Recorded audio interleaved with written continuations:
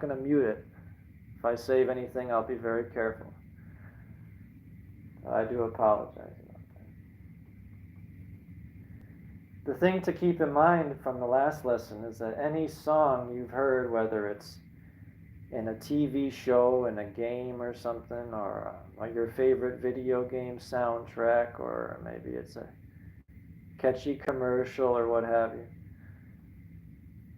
If it's recognized as music and the player plays it well, they play properly, and it captures the audience. So even the latest Justin Bieber song, which you couldn't pay me to tell you what that is, but even that song has notes that can be heard as one of these 12 possible, with 12 possible names, let's just call it. That's probably more proper. Say it has one of 12 possible titles. Because you say, albeit it's a different sound, yada yada, but it has one of these 12 names, let's just put it that way. That's what it means. And this comes about with naturals and accidentals.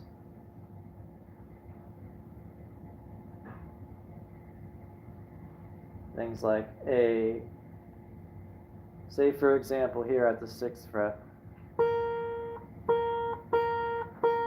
we know at the 7th fret, you play one string, you're playing B. So it depends on which direction you're moving. In terms of visualizing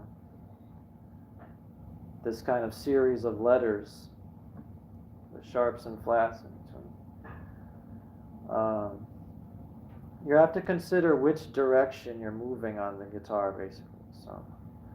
So if I was at the 7th fret playing, if you're moving this way inwards, then you can tell, versus when you're moving away, this is going sharp, heading towards. That's why when I, in a sense, back up from B to the 6th fret, I'm getting what you can call either A sharp or B flat, and then backing up still A.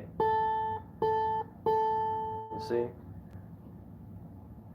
Because this is where it's derived from. I don't know who invented it, but having each of these letter titles that are not naturals are called accidentals in between. Those have two names, and that's just the way they created music. So we just kind of have to accept that as fact, or as a nice way of doing things. And in fact, something when you get more advanced, there is context of songs to where it makes sense to use one or the other names. But for now, for our purposes of explanation,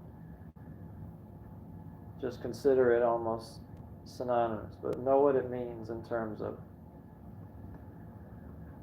when you're traveling around the fretboard, because not only is there that idea of 12 notes, and then you have 12, 5 of them are accidentals and 7 are natural, that equals 12. And the accidentals have the two names, but so that's one thing to grasp. The other thing to grasp is, might be a little harder to wrap your head around. I don't know if I should get into that anymore. That's for beginners. Well, it has to do with the connection of B and C, for example, is one. See, here's the thing. I'm going to save it after this.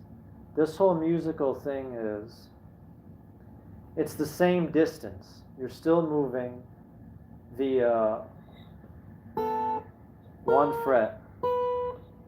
So even though B and C, for example, seem to be right side by side compared to, say, F and F sharp, or F and G flat and G and A flat, is because you're still traversing the same amount of distance anyways.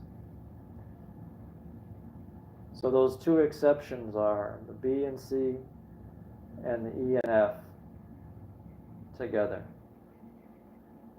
Endless friends are the best companions. That's the two other I almost like to call